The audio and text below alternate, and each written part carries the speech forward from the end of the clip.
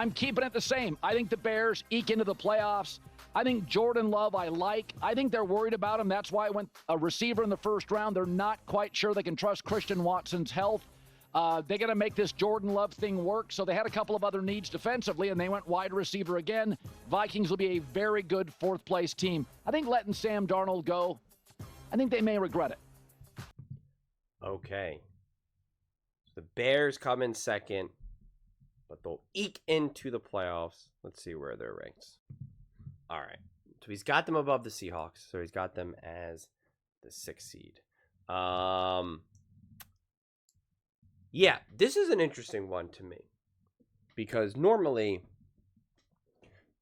I would totally just kind of just be like, nah, whatever. Let's just kind of wait and see. And, to be fair, you can always say that. And I am such a wait and see type of person that I always try to fight up against because I love to talk about sports, love to talk about football. And, I don't fear having these conversations in May, even though I know it's ridiculous to have these conversations in May.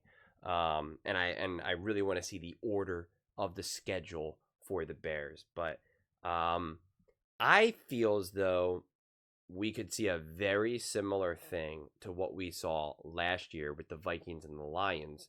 But this time around with the Bears, where it's like you win the game, you win the division, you lose the game, you're now the 5 or 6 seed, right? You really drop back, and it's going to come down to the final game. And I see the Bears now entering that equation. What's interesting is that, no disrespect to the Bears, but they were that team that you could almost count on some wins for. And they did. The Bears literally gave the Lions a win. They gave teams wins. It's undeniable. It's why you fired the coaching staff, and now you got the new coaching staff. And so, will another team fulfill that role in this division? If not, then this division obviously gets even harder. If there's no of these, I don't want to say freebie wins, but some gifts. The Bears literally gifted the Lions that win. They gifted a handful of wins, and I don't believe that's going to happen this year, to be very clear. And so I'm so fascinated. I really am. But with the Bears and the Lions, I'm so fascinated, and I will throw the Vikings in there as well because of J.J. McCarthy. It's not like I don't have interest in the Packers because I believe in the Packers as well.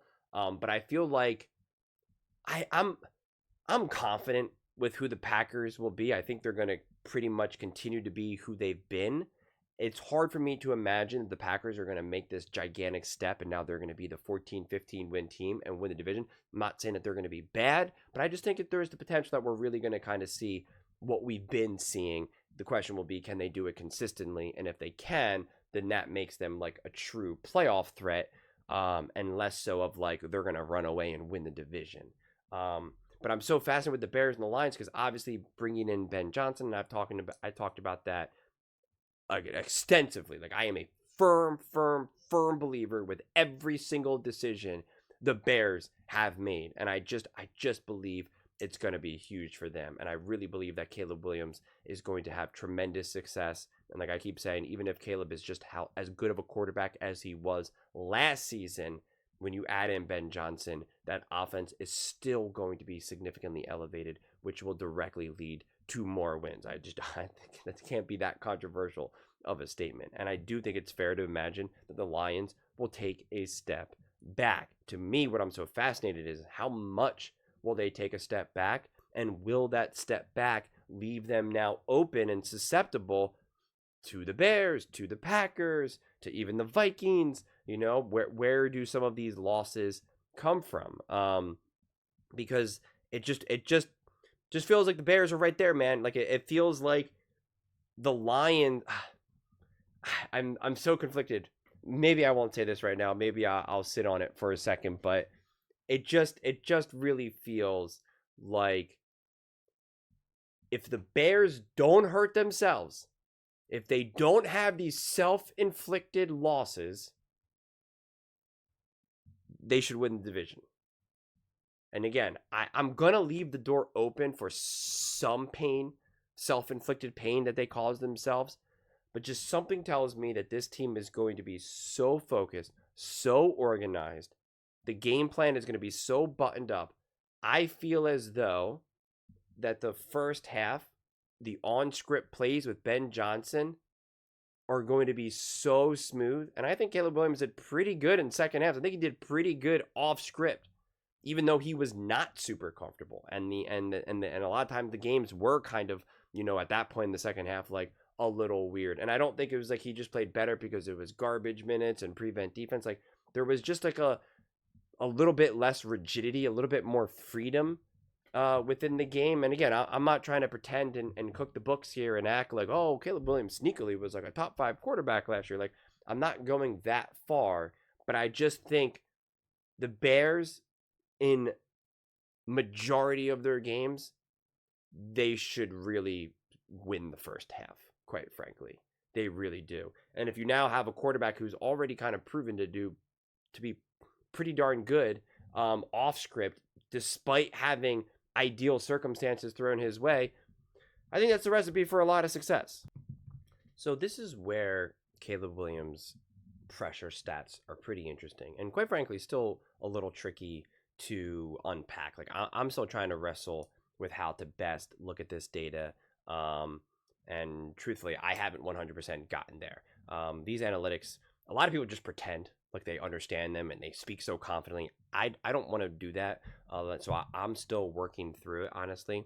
But these pressures now, though, are specifically on the quarterback.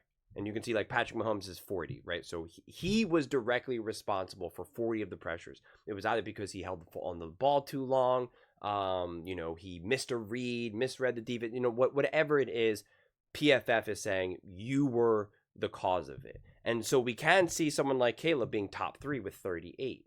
But what's interesting is that when you look at the total number of pressures, we can see that Caleb Williams only 18.7% of the pressures were his fault. Okay? Which is, again, it's not middle of the road.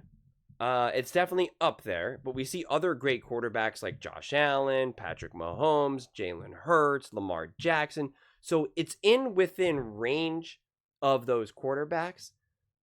But the big difference is that all those quarterbacks, when push comes to shove,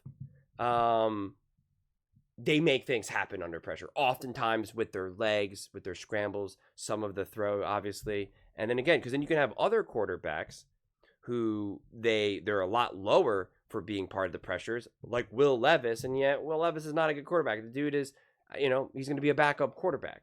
So that's why you can't, these aren't binary stats. It's not like, oh, you're responsible for all the pressures or more pressures, therefore you're bad or not, right? It's not just like higher number good, lower number bad, or lower number good, higher number bad. Like it all has to be contextualized, which always kind of, makes it kind of tricky at times.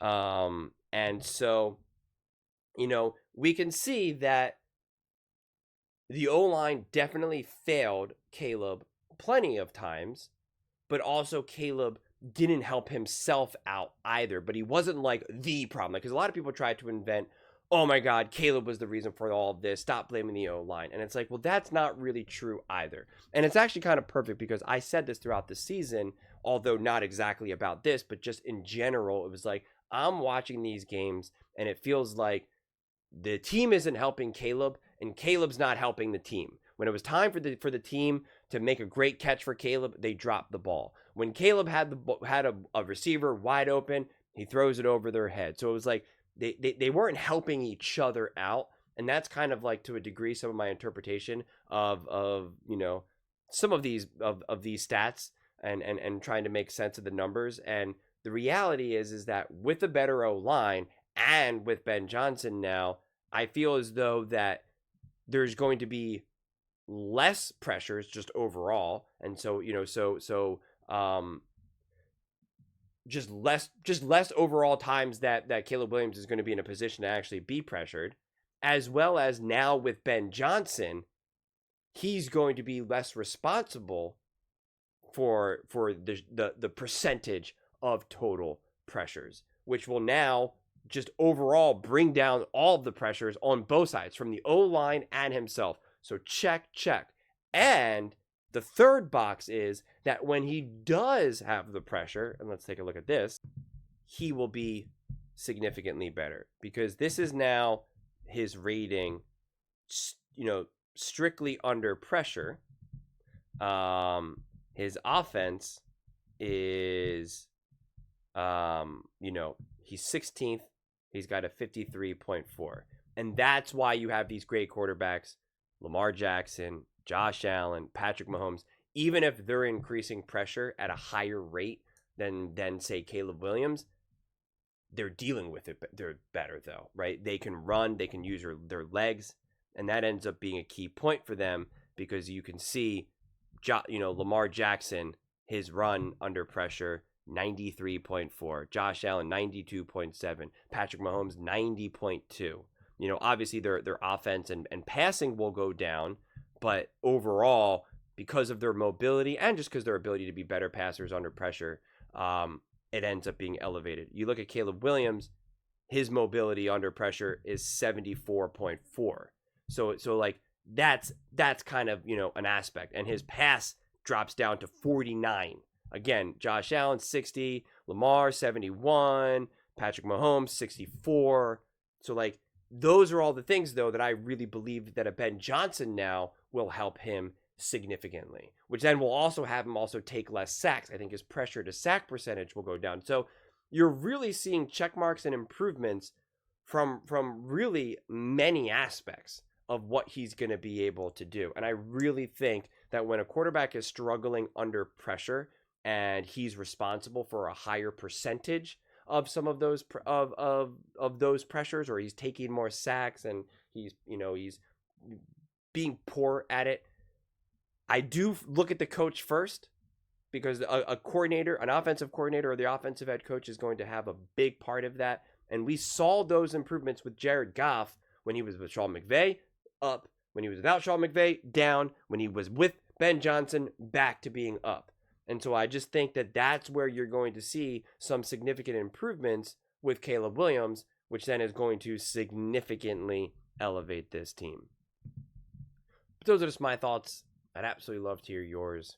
What do you guys all think about the Chicago Bears getting in through the, via Wildcard for the playoffs? Do you think they have a shot to win the division? Let me know in the comments below. I read every single comment. So whether you agree with me or disagree with me, either way, let's get in some discussions. Let's get in some fights. But ultimately, let's just have some fun. And please do consider subscribing. We are building an amazing community here. Absolutely love to see you part of it. I want to build something that we all genuinely feel connected to. Something that we're really excited to be part of. I think we're all on our way to doing it. Please don't forget to give this video a thumbs up, as it really does help with the visibility and the algorithm. Thank you so much. See you next time.